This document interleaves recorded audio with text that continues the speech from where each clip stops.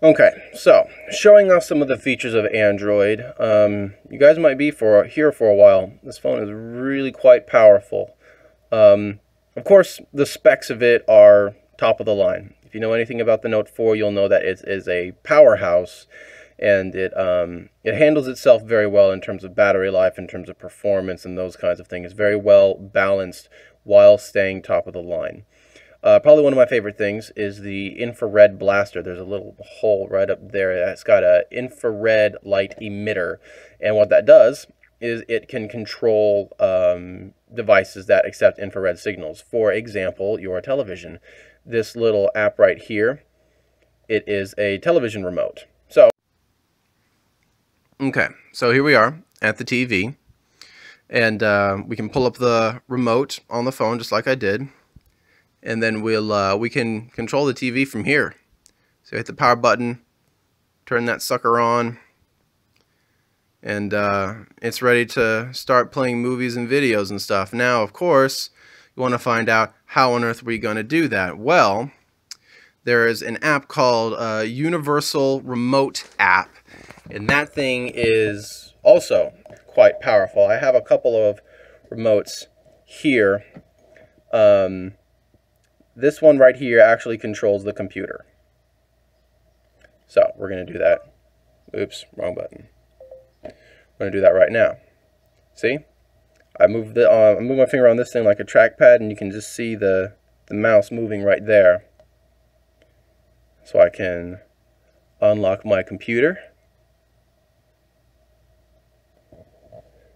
Right there, I got it in the text field, and then I just use the on-screen keyboard.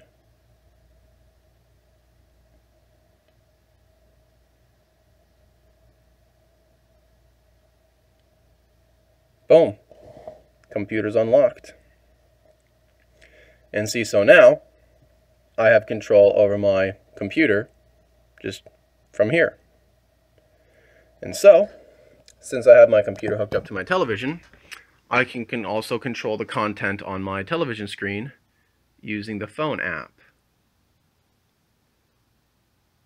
Go right down here. Say we watch some Netflix. So let's see if we have anything good right here. I'm a big fan of a lot of different things. I don't know if you can really see it. I got An Idiot Abroad, Archer, Everybody Loves Raymond. That's a good one. Here, we're gonna sample Brazil, just because it has the least questionable content. So see, we have that going right now, and we return to the phone.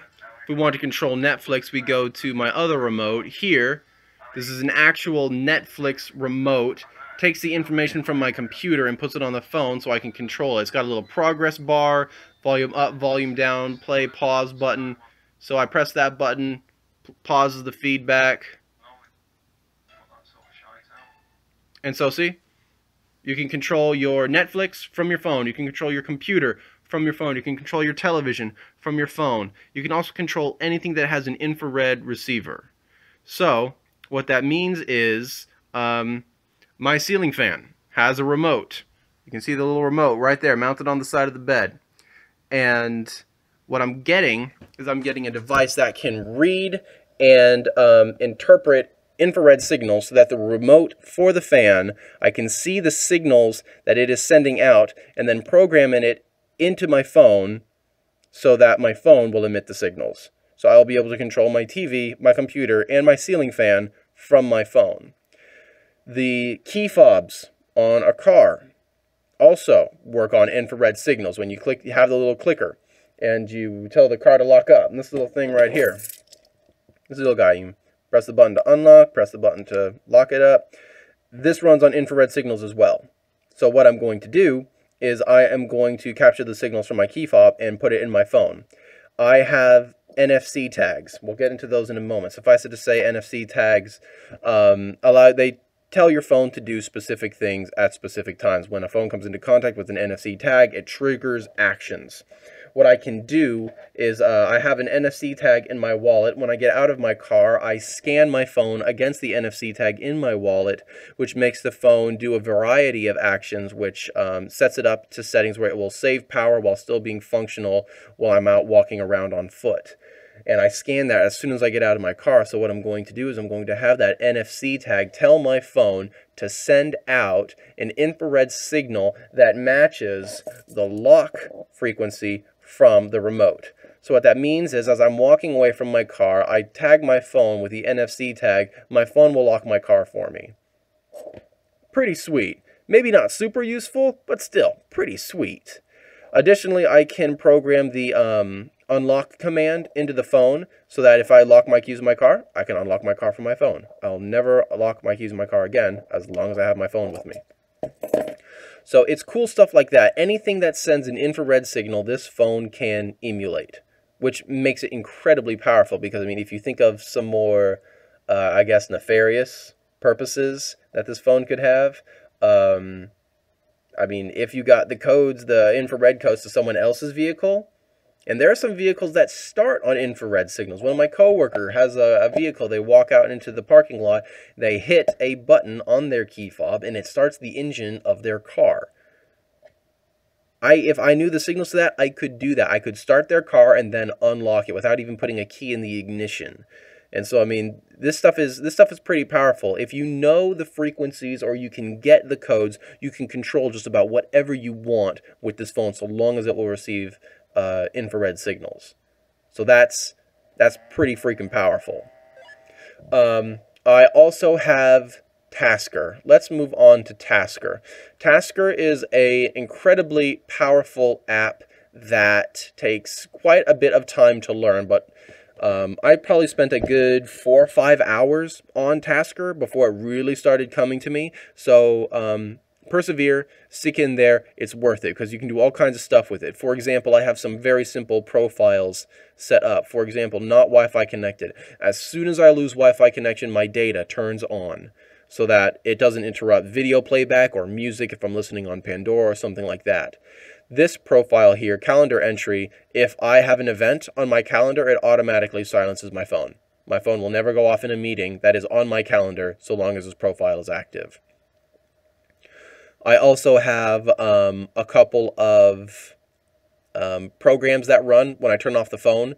This right here, it scrubs the RAM and it scrubs the battery. And what that means is that it cleans up any processes that are running unnecessarily so that they no longer eat up battery power. So every time I shut off my screen, those programs come to work and they start cleaning the phone, saving battery power, those kinds of things. And so, I mean, it's simple. I don't even have to think about it anymore. And so, I mean, that increases the battery life and how fast the phone can run as well.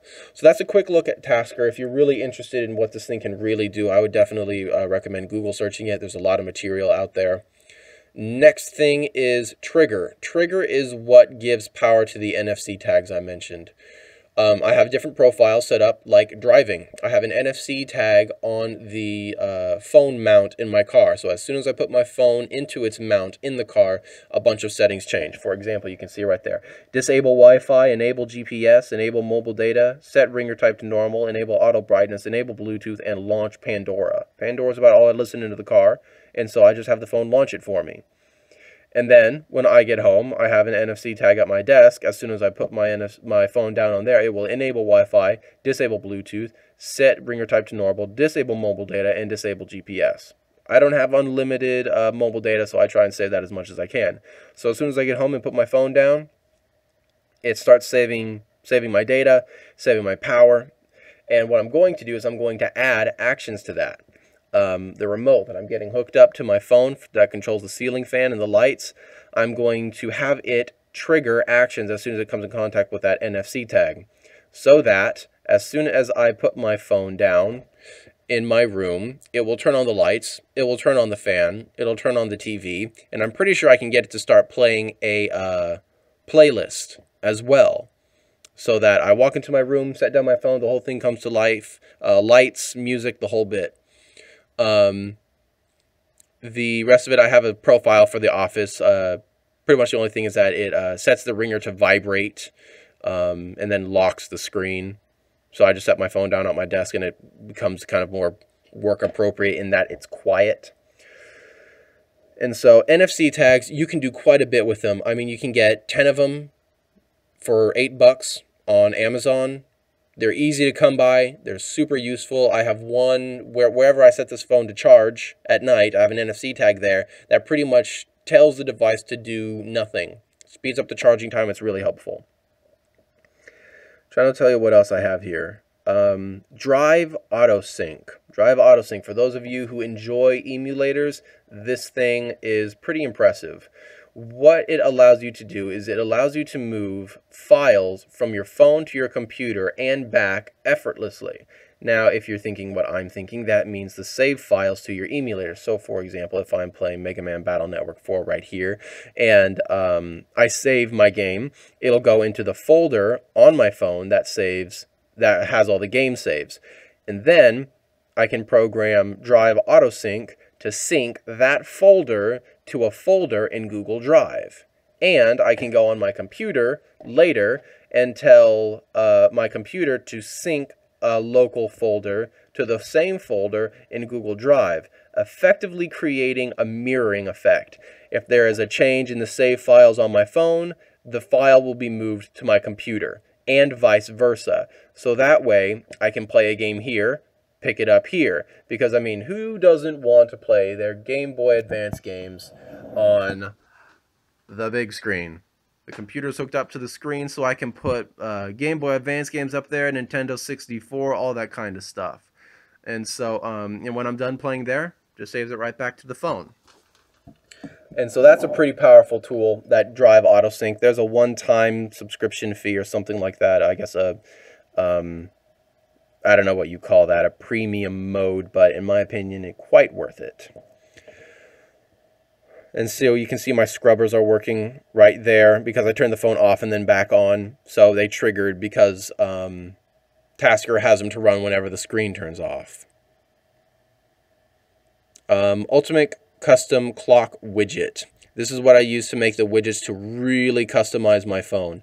You can see 3 of them are clear because I want them to trigger actions by touching images in the background. So they're just clear widgets that have hotspots that allow the hotspots to trigger when you tap on a specific part of the image.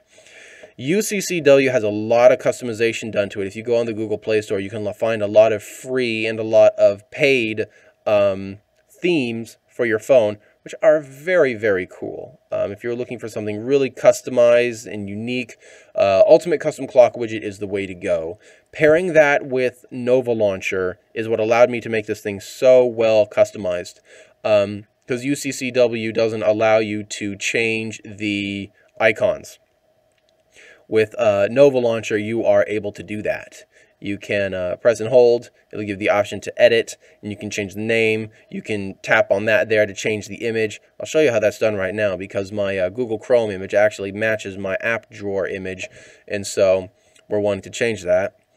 And so we go to Gallery Apps, File Manager, Images, and I downloaded a pack of icons developed specifically for UCCW. And so I can just choose my Chrome icon from here. I think there's one already pre-loaded. I just have to find it. They have icons for just about everything. Home icon, kind of like an accounting icon. I don't know if you can really see it. Come on, focus.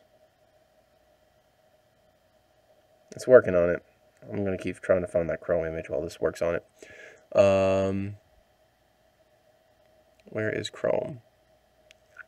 Yeah, I'm using an old phone. The phone I had before this one was a Windows phone, which, I mean, it had good hardware, but zero support. The app support was absolutely terrible, and so I got a Note 4.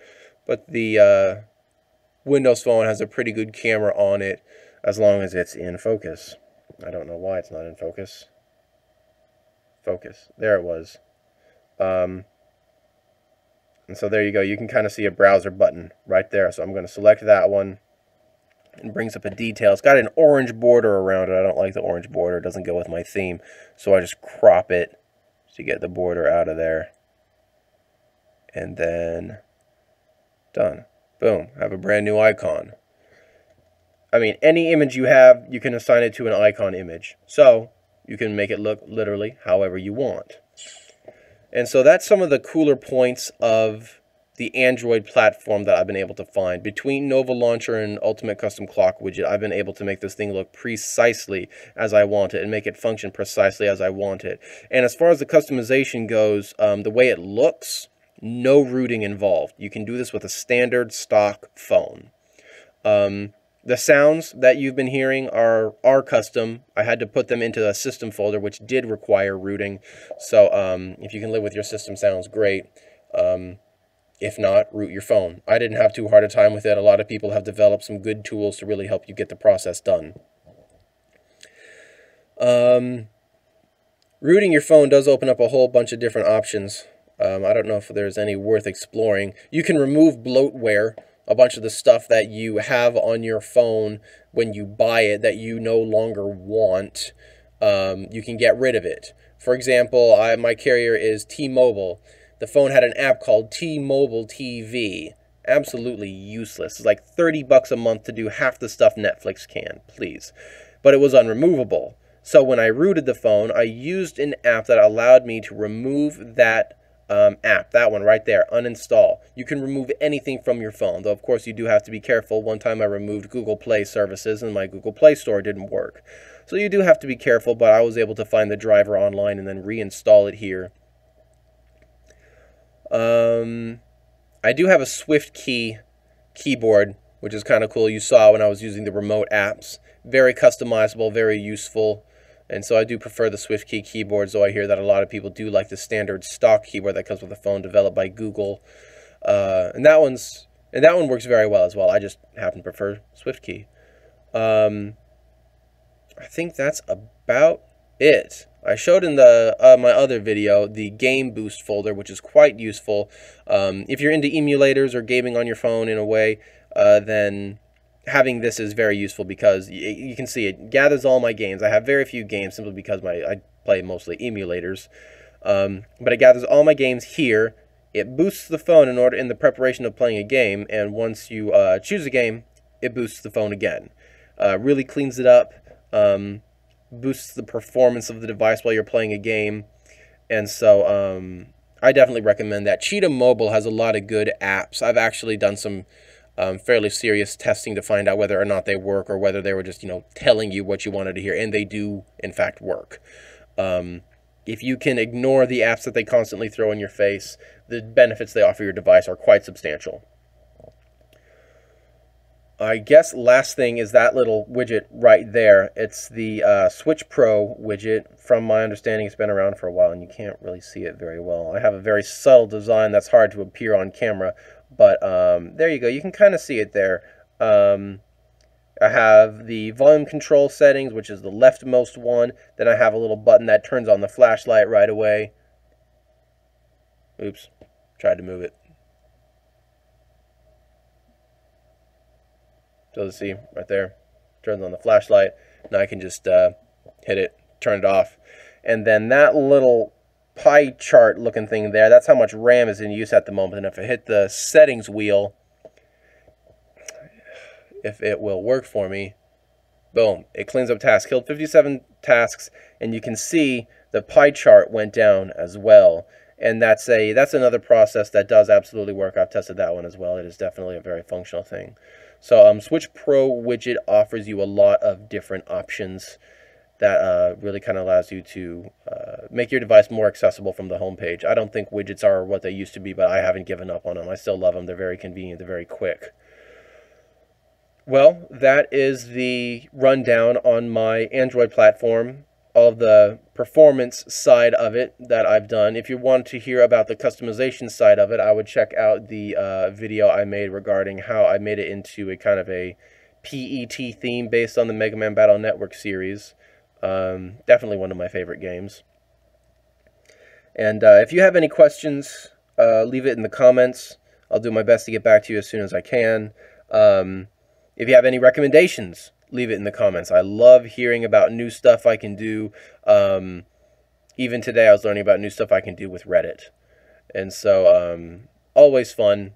Always lots of fun. So I would definitely love to hear any feedback you guys have, any questions you have. I'll try and help you out. Though I do ask, if you have a question, Google it. I mean, a lot of the time Google shows you exactly what you need and you don't have to, take up my time. Don't get me wrong. I love spending time with you guys, but I am something of a busy person. And so I don't have a whole lot of time on the side to just, kind of throw around my knowledge. But Google it. If you can't find it, let me know, and I'll do what I can to help you out. All right, well, yeah, that is all there is to it.